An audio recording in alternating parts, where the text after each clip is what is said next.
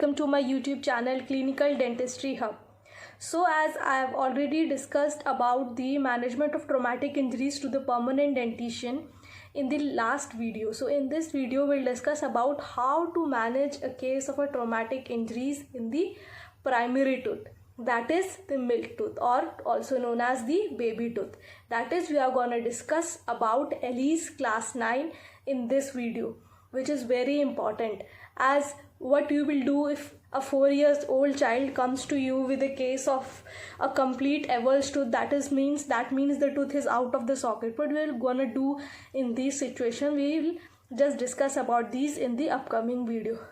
So basically, when you see a young child, it is very often very difficult to examine a young child and to treat it, because why? The patient may show you the fear, may have anxiety, and also have lack of cooperation at that time, because there's such a small child already had a trauma and you're just giving LA and doing your treatment. It is very uncooperative for that patient. So this situation might be distressing for the child also and for the parents also. So what it is important that you should keep in mind that there is always a close relationship between the primary tooth and the permanent tooth germ, because at the apex of the primary tooth there is a permanent tooth bud which lies over it. So if there is a damage to the permanent tooth bud, there will be the malformation, there will be an impacted tooth, then there may be the eruption disturbances in that of the permanent tooth. So these are the common things which can be seen as a consequences of a severe trauma to the primary teeth. So a child's maturity and ability to cope up with the emergency situation, the time for the shedding of the injured tooth and the occlusion, these are all important factors that influence the treatment outcome. So basically the children are more prone to the trauma. So today we are going to discuss about the management of traumatic injuries to the teeth, that means that of primary teeth. In last video we have discussed about the management of the traumatic injuries to the permanent teeth, and this is also according to the International Association of Dental Traumatology. So this discussion will be done on the basis of ELIS class 9 fracture treatment guidelines for the fractures of the teeth and alveolar bone which comes under the injuries to the primary dentition. First is the enamel fracture. So this enamel fracture only involves the enamel. So if you take a radiograph for this, you will see that there is no radiographic finding you will be seeing it. So the best thing to do in this case, according to International Association of Dental Traumatology guidelines, is that in this case the treatment to be done is that we have to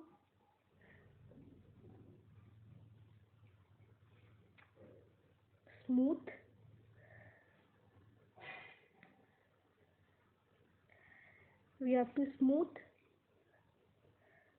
sharp edges.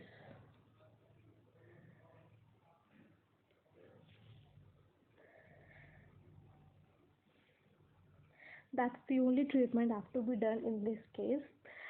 In the second case, where you see that there is an enamel and dentine fracture involves the, as you can see here, there is involvement of enamel plus dentine. So in this case there will be no radiographic abnormalities. The relation between the fracture and the pulse chamber will be disclosed. So if possible, the treatment is to seal it with the GIC, or so as to prevent the micro leakage. In case if there is large loss of the tooth structure, the tooth can be restored with the composite, or you can give strip crown.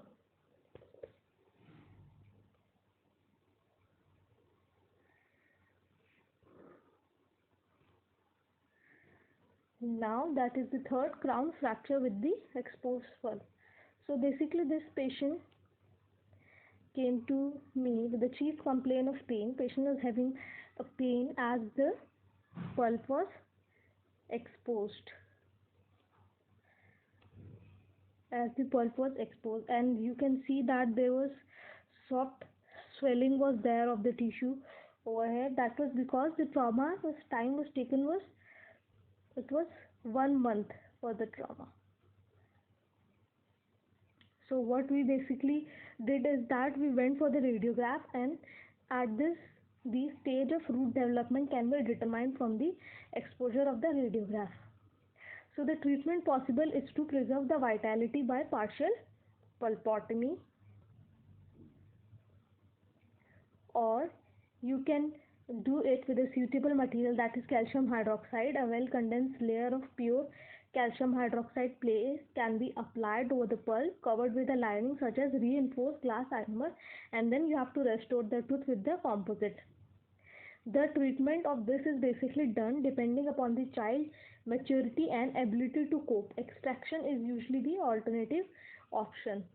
So what basically we did in this case, we did root canal treatment as exposure time was 1 month. There was periapical abscess in this condition, so we have to do the emergency root canal opening, and then after that we gave strip crown. So that is the basic thing which is to be done. Now follow-up is very important to keep, has to be kept for these cases. Like for the clinical examination, follow-up of at least 1 week is must, whereas for the follow-up of 6 to 8 weeks is required for clinical as well as radiographic. And overall radiographic follow-up of 1 year is very important. Enamel dentine and the root structure. As you can see in the image, there is involvement of enamel dentine as in the radiograph also. Enamel dentine and the root structure is involved. Pulp may or may not be exposed, and additional finding which include loose but still attached fragment, and there is minimal to moderate tooth displacement. Then we have to go for the radiograph as to see the exposure of the pulp and to see the extent till which it is involved. So what is the treatment to be done is depending on the clinical finding. 2 treatment scenario is there. So there are 2 treatment scenario which is to be done in this case. First is fragment remove only. Remove the fragment.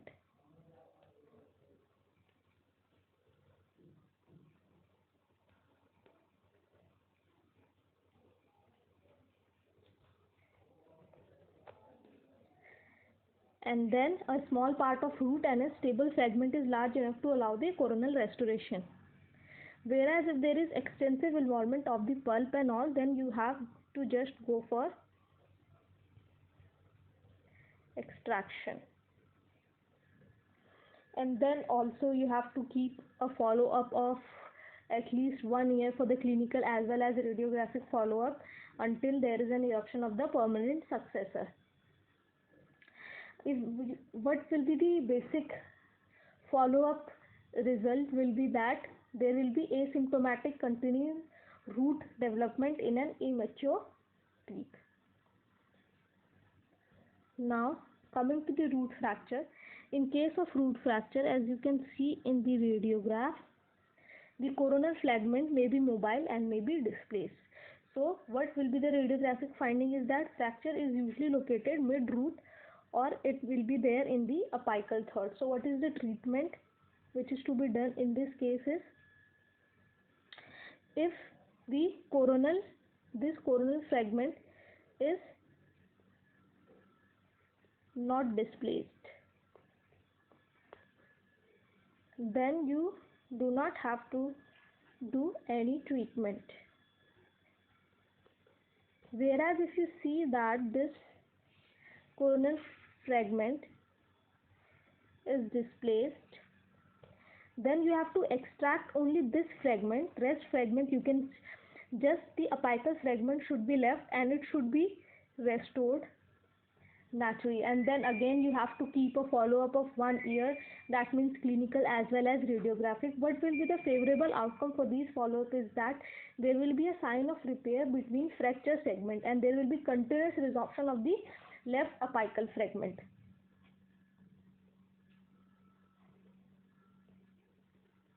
Now coming to the alveolar fracture. The fracture involves the alveolar bone and may extend up to the other alveolar bone. As you can see that tooth is here and there is fracture of the alveolus. So there will be segmental mobility and dislocation are common finding. Occlusal interference may be noted. As you can see that tooth is literally luxated over here. So obviously it will interfere in the occlusion. So what you have to basically do a radiograph as to see the fracture line. Horizontal fracture line may be seen, which may be close to the permanent successor, whereas a lateral radiograph may also give information about the relation between the two dentition and if segment is displaced in a label direction. So what is to be the treatment which is to be done in this case is that you have to stabilize it with the help of finger and then go for splint. General anesthesia is often indicated because small children are very difficult to cooperate in these situations. So we have to stabilize the segment for 4 weeks. And then we have to monitor the teeth in a fracture line, and again then you have to keep a follow-up of 1 week. Clinically you have to keep it, and then you have to go for the splint removal in 3 to 4 weeks, and then you have to keep a follow-up of clinical and the radiographic subsequently for 1 year, and then for the until and unless the teeth get exfoliated and permanent tooth erupt, you just have to keep the follow-up of these cases. Now coming to the various luxation injuries which are seen in the primary tooth. Basically in the concussion, when you touch the tooth, it will be tender to touch. It has normal mobility and there will be no bleeding in these cases. So when you see the radiograph, there will be no normal abnormality will be detected. There will be normal periodontal space. So you just do not have to do any treatment. No treatment is to be done in this case. Just have to keep it on observation for 6 to 8 weeks. Clinical observation has to keep up. Now in the case of subluxation, as the tooth has increased mobility, but here the tooth will have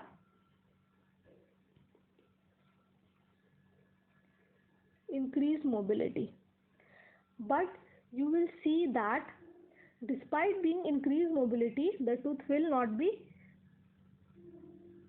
displaced. Whereas you can note the bleeding, but in concussion case there was no bleeding which was noted. What radiographic finding is to be seen is that radiographic abnormalities are usually not found. Normal periodontal space and occlusal exposure is recommended in order to screen for possible sign of displacement on the presence of the root fracture, whereas radiographic can furthermore be used as a reference point in case of future complication. So what is to be the treatment done in this case is that basically no treatment is needed. You have to keep in the observation and give various advice to the patient, that is to use soft brush and use of chlorhexidine mouthwash of 0.12% alcohol free topically to the affected area with a cotton swab twice a day for 1 week. That means you have to take a cotton swab containing 0.12% of chlorhexidine. You have to apply it in the affected area with the cotton swab. You have to do this for 1 week and twice a day, and you have to keep it for follow-up for 6 to 8 weeks. Whereas if there is crown discoloration, then no treatment is needed until and unless there is development of fistula. If there is dark discolored teeth, should be followed carefully to detect the sign of infection as soon as possible. So in other luxation injury, that is the extrusive luxation injury. In the extrusive luxation injury, basically you will see that there is partial displacement of the tooth out of the socket. As you can see, the level of occlusion is slightly increased. That means tooth is out of the socket and tooth will appear elongated. Whereas if you see the radiograph, there will be increase PDL space. And what treatment you will do in this case? In this case, treatment are based on the degree of displacement, mobility, root formation, and ability of the child to cope up with the emergency situation. For minor extrusion, if extrusion is less than 3 mm, in that case, careful reposition or leave the tooth for spontaneous alignment can be the treatment option, whereas extraction is the treatment of choice for severe extrusion in a fully formed primary tooth. That means if the extrusion is less than 3 mm and you have an immature tooth, in that case leave the tooth as it is. The tooth for spontaneous alignment can be the treatment option, whereas if there is a mature tooth and extrusion is more than 3 mm, then you have to extract the tooth and you can go for the Gruper's appliance, and then you have to again keep it a follow-up of 1 year for clinical as well as for the radiographic evidences. Now coming to the next luxation injury, that is the intrusive luxation injury. Basically this case came to us and the child was of 1.5-year-old, fell down from the bed and had, as you can see, only this part of the tooth was only visible in this case, which is very small. So basically the tooth is usually displaced through the labial bony plate and can impinge upon the successionous tooth bud. That is to be kept in mind, that it should not damage the successionous tooth bud, because these are primary tooth, permanent tooth are behind it. So if there is any trauma, it has an intrusive luxation, will damage the permanent tooth. Whereas if you go for the radiograph, you will see that when the apex is displaced toward or through the labial bone plate, the apical tip can be visualized and it appears shorter than its contralateral part. That means this is basically the, as you can see, this is the intrusive luxation. So when the apex is displaced towards the labial part, the apical tip can be visualized and it appears, the tooth will appear short than its normal counterpart. But when the apex is displaced, when you see that apex is displaced, the apical tip cannot be visualized and the tooth will appear elongated. That means if you have a case of intrusive luxation, you just have to go for the radiograph, do the radiograph, and if in the radiograph the tooth which is intrusively luxated, that has undergone intrusion, in the radiograph if it appears to be short than its contralateral tooth, in that case that means the tooth is displaced towards the labial side. Whereas if you do the radiograph and tooth, basically the intrusive tooth appears to be elongated, that means tooth is towards the permanent tooth bud, that means it is damaging the permanent tooth bud. So in that case, it is damaging the permanent tooth bud, you immediately have to go for the extraction. But if in the radiograph the intrusive tooth is appearing short, that means it is displaced towards the labial direction, in that case you just have to left the tooth as it is. It will re-erupt spontaneously and have to keep a follow-up of 1 year of clinical and radiographic follow-up, and you have to keep checking for the favorable and the unfavorable outcome. Favorable outcome may show that tooth in place or erupting, or there is no or transient discoloration, whereas unfavorable outcome will show that tooth is locked in place, radiographic sign of apical periodontitis, persistent discoloration, or it may damage the permanent successor. Now coming to the lateral luxation. In the lateral luxation cases, the tooth is usually displaced in the labial direction or lingual direction, or it will be immobile. Whereas if you go for the radiograph, you will see that there is increased periodontal ligament space and there will be an occlusal exposure can sometimes also be seen. That means the position of the displaced tooth and its relation to the permanent succession. So what is the treatment done in the case of lateral luxation is that if the tooth is not doing any occlusal interference, no occlusal interference is there. That means, as is often the case in the anterior open bite, the tooth is allowed to reposition spontaneously. But if there is minor occlusal interference, then slight grinding of the tooth is indicated. But when there is severe occlusal interference, in that case the tooth can be gently repositioned by combined labial and palatal pressure after the use of local anesthesia. Whereas in severe displacement, when the crown is dislocated in a labial direction, extraction is the treatment of choice.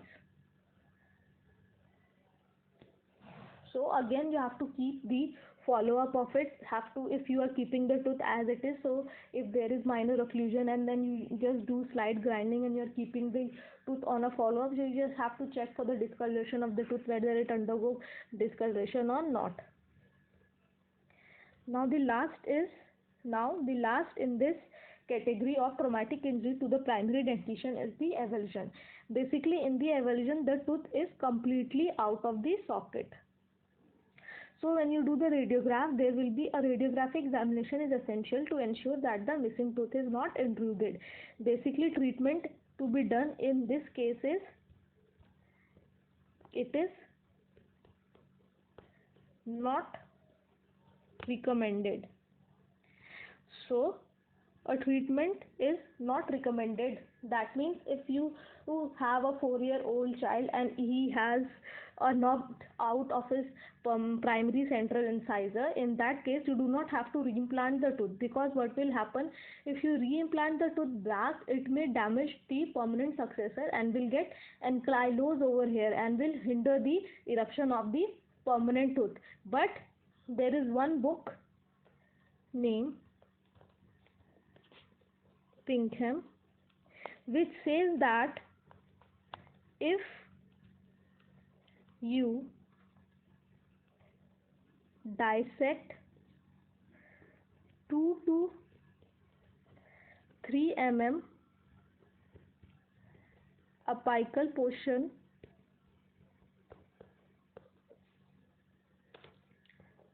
of primary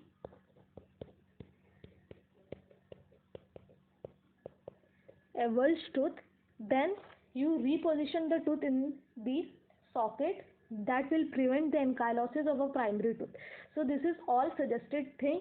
Research are already going on. So this was all. These are the tips for the parents, patient and the dentist. Maintain the oral hygiene of your child.